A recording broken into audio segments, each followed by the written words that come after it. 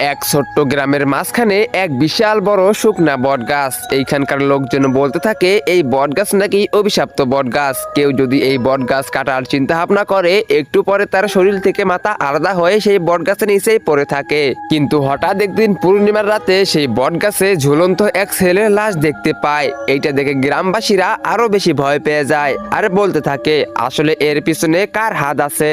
কিন্তু তখনই সেই গ্রামের এক সাহসী ছেলে রাইস্টার দৌড়ে দৌড়ে বাবার কাছে চলে যায় আর বলতে থাকে, বাবা কোনো কি উপায় নাই ওই গাছ থেকে আমাদের রক্ষা করার মতো? তারপর বাবা বলতে থাকে, বেটা উপায় তো আছে, কিন্তু তার আগে আমাকে ওই বট গাছের নিচে যেতে হবে।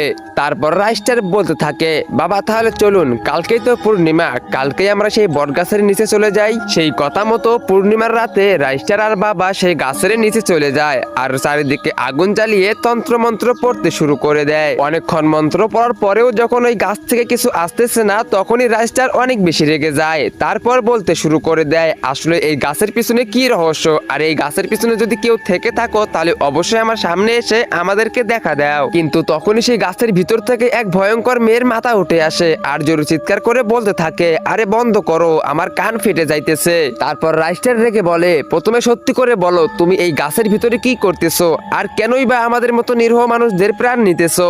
তো গাইস এরপর কি হয়েছিল সেটা তোমরা দেখতে পারবে পার্ট 2 তে। পার্ট 2 অনেক ইন্টারেস্টিং হতে চলেছে। তো পার্ট 2 দেখতে চাইলে অবশ্যই ভিডিওতে লাইক করে